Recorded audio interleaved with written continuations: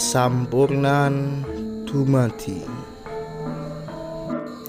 Di sebuah kerajaan Hastinapura, Prabu Duryodhana mengumpulkan para punggawa kerajaan.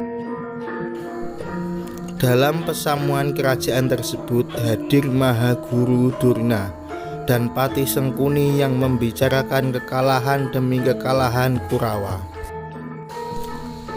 Di tengah perbincangan tersebut datanglah Raden Bratasena yang menagih janji pada Resi Durna untuk diajarkan ilmu Kasampurnan dumadi. Resi Durna menyuruh Raden Bratasena untuk mencari kayu gung susuhing angin sebagai syarat ilmu yang diminta.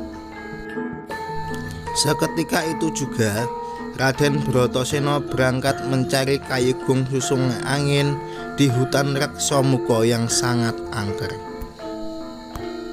Sebenarnya wujud kayu tersebut tidak ada, dan itu hanyalah sebuah rencana jahat Resi Durna untuk menyelakai Raden Bratasena.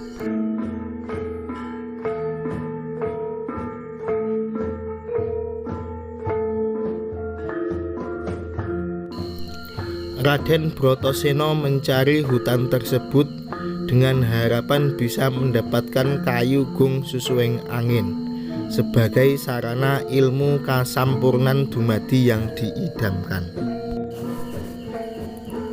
Di tengah pencarian kayu tersebut yang tidak kunjung ditemukan, Raden Bratasena malah bertemu dengan dua raksasa penunggu hutan tersebut bernama Rukmakala dan Rukmala.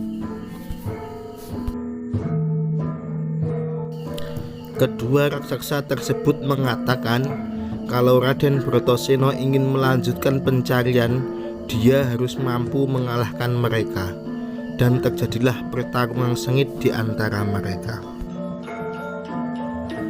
Kedua raksasa tersebut berhasil dikalahkan Raden Bratasena dan berubah menjadi Dewa Bayu dan Dewa Indra. Dari kedua dewa itulah Werkudara mendapatkan keterangan bahwa sesungguhnya kayu gung susuhing angin tidaklah nyata adanya. Kayu atau yang sering disebut juga kajeng berarti kekarepan atau keinginan. Gung berarti besar, susuhing angin berarti tempat keluarnya nafas. Yang jika dirangkai, jika seseorang berkeinginan tinggi harus bisa mengendalikan kekuatan dari tempat keluarnya nafas yang tak lain adalah nafsunya sendiri. Sebagai ucapan terima kasih mereka berdua karena telah dibantu menjadi dewa lagi, mereka memberi Raden Bratasena sebuah cincin Druwenda Mustika Manik Condromo yang mempunyai khasiat bisa melindungi Raden Bratasena ketika di dalam air.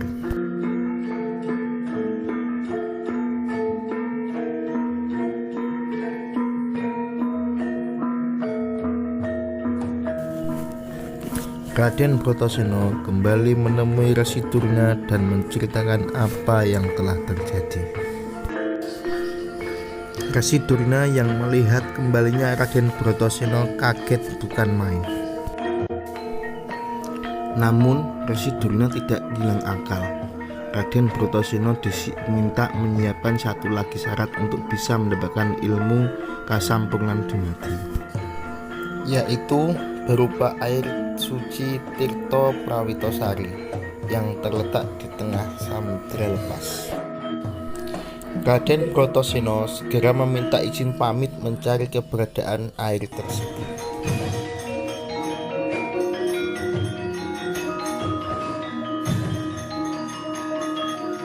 Di tengah samudra, Raden Bratasena bertemu naga Nemburnawa yang menghalanginya.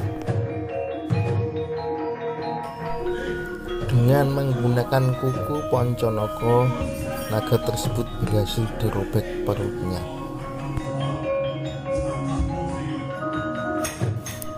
Disinilah ia bertemu dengan dewanya yang sejati, Dewa Ruci. Oleh Dewa Ruci, Werkudara diminta masuk ke dalam lubang telinga dewa yang tampak kecil tersebut.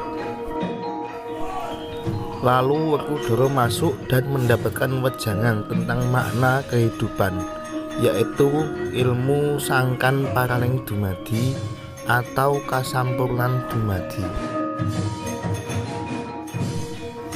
Ia juga melihat suatu daerah yang damai, aman, dan juga tentram.